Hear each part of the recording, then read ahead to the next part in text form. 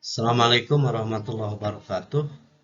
Materi hari ini kita akan masuk ke bab 1, yaitu bagaimana respon internasional terhadap proklamasi kemerdekaan Republik Indonesia. Tetapi sebelum masuk ke materi, perlu tahu tentang kompetensi dasar. Yang pertama, menganalisis secara kritis respon internasional terhadap proklamasi kemerdekaan Republik Indonesia. Dan tujuan pembelajaran di materi ini yaitu dengan riset atau penelitian diharapkan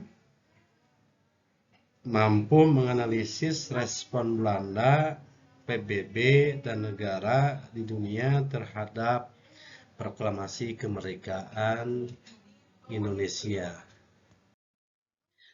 Baik, pembahasannya yang pertama pengakuan kemerdekaan. Pengakuan kemerdekaan secara de facto dan pengakuan kemerdekaan secara de jure. Pengakuan kemerdekaan Indonesia, respon Mesir, India, dan Australia.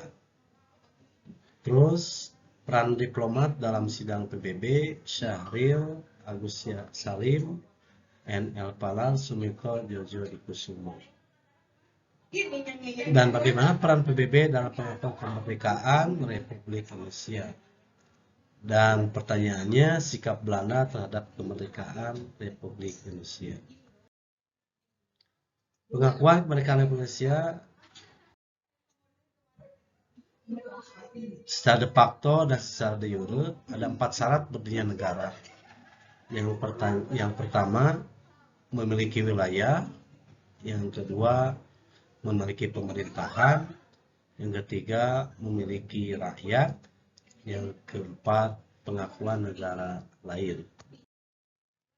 Untuk selanjutnya, bagaimana unsur negara itu terbentuk? Unsur konstitutif.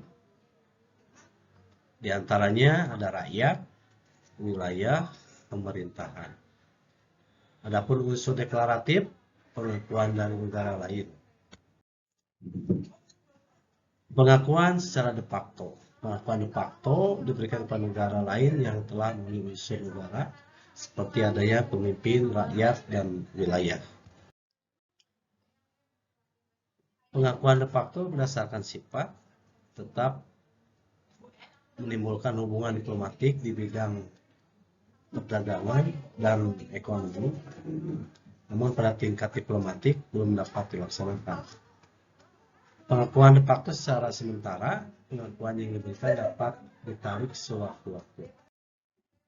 Keabsahan de facto.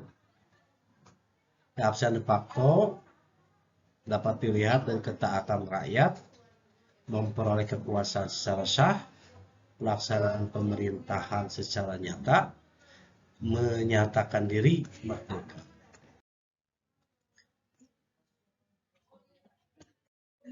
Pengakuan de jure. Pengakuan de jure adalah pengakuan terhadap suatu negara berdasarkan hukum dengan segala konsekuensi atau pengakuan secara internasional.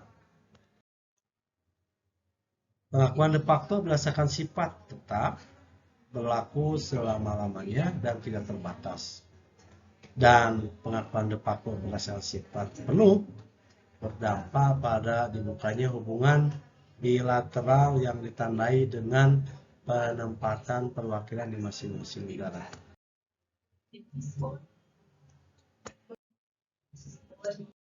Alhamdulillah, materi bab 1 telah Bapak sampaikan, dan silakan untuk mengerjakan tugas-tugas. Terima kasih. Wassalamualaikum warahmatullahi wabarakatuh.